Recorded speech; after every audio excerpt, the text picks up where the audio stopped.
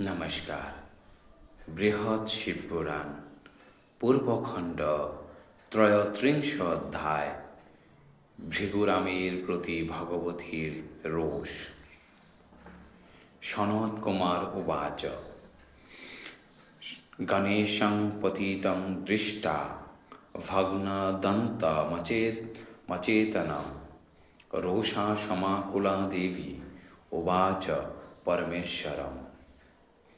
সনত কুমার কহে, শুনো ঋষিগণ, তারপর যা হয় যাহা আশ্চর্য ঘটন।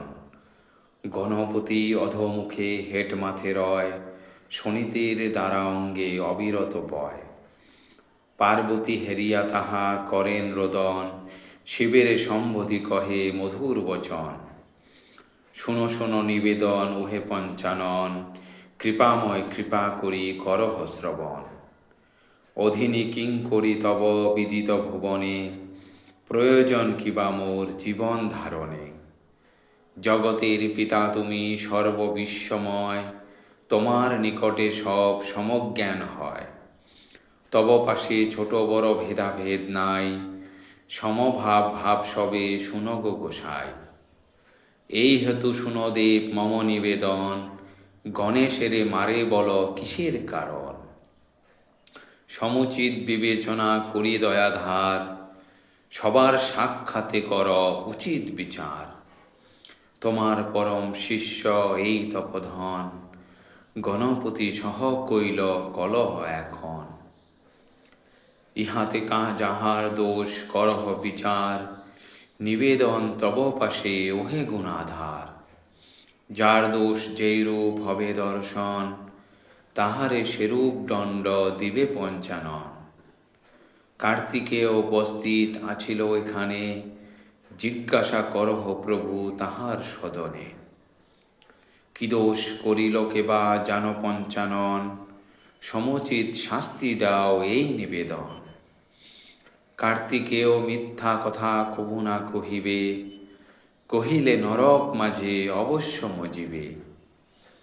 মিথ্যা সাক্ষ্য যেই জন কর এ অর্পণ, লোভে বশীভূত হয় যেই দুর্জন।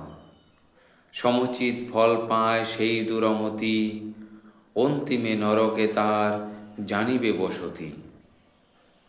যাবৎ ধরায় রহে শশাঙ্ক ভাস্কর, তাবৎ রহিবে সেই নরক ভিতর। আরও শোনো আশুতোষ মম নিবেদন, দুই পক্ষে সুবিচার করে যেই জন। স্নেহবশে যদি সেই অবিচার করে, সেজন অন্তিমে যাবে নরক ভিতরে। শুনো বলি পঞ্চানন মম নিবেদন, শোকেতে কাতর আমি হয়েছি এখন। পুত্রের অবস্থা হেরি হৃদয় আমার, শোকেতে কাতর অতি ওহে গুণাধার।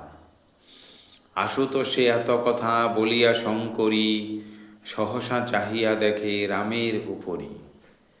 রামে দেখি দেবী হন কুপিত ভীষণ, অতিশয় জলে অঙ্গ যেন হুতাসন। ঘূর্ণিত নয়নে দেবী কহে তপধনে, শুনো শুনো বলিতেছি তোমার সদনে। কি কারণে গণেশেরে করিলে প্রহার, বল বল সত্য করি নিকটে আমার। বিপ্র বংশে কর তুমি জনম গহন, পরম ধার্মিক তুমি বিষ্ণুপরায়ণ।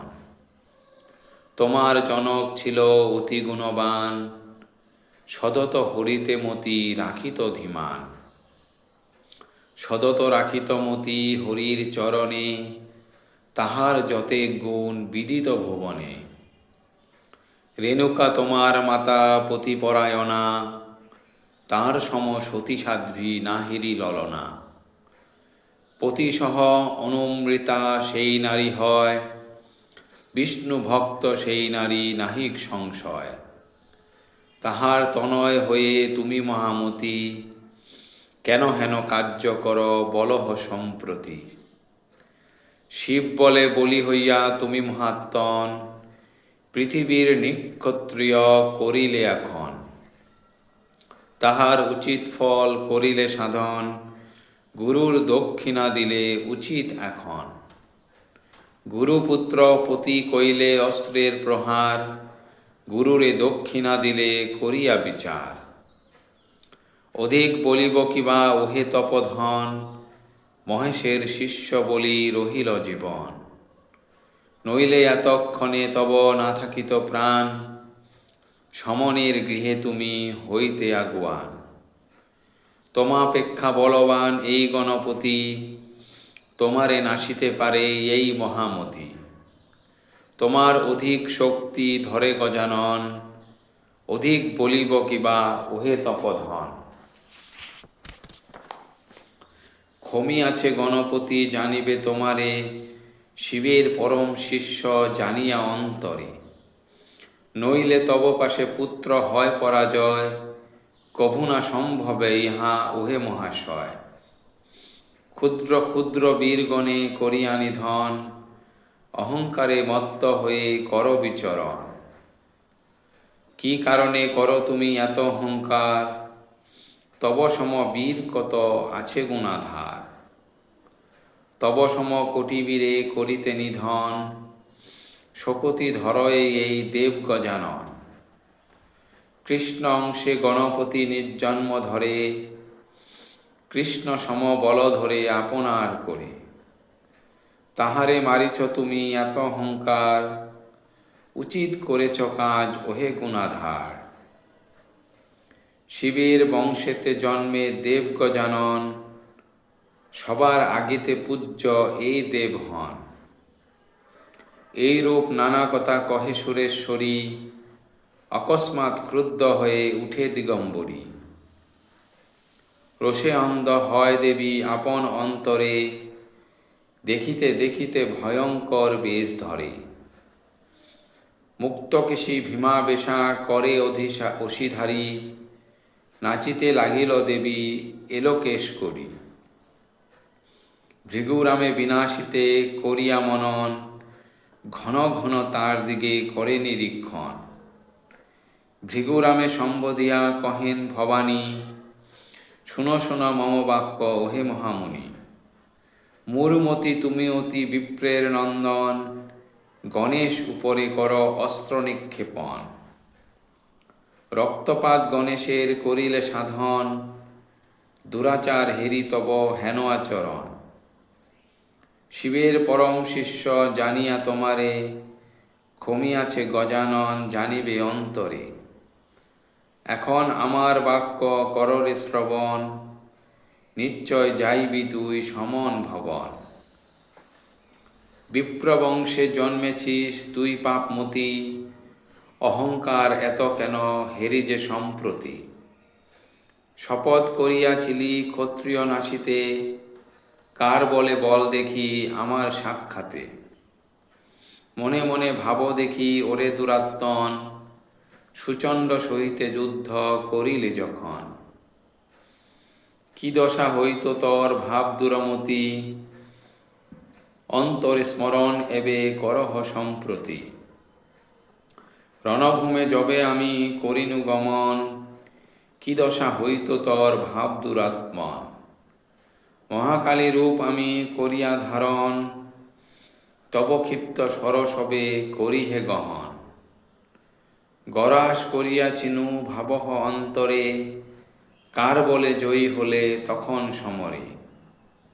সমুচিত ফল আজি করিব প্রদান, জানো না কি দুর্মতি উচিত বিধান। সমুচিত শিক্ষা আজি দিব যে তোমারে, ভয় নাহি করি কারে জগৎ মাঝারে।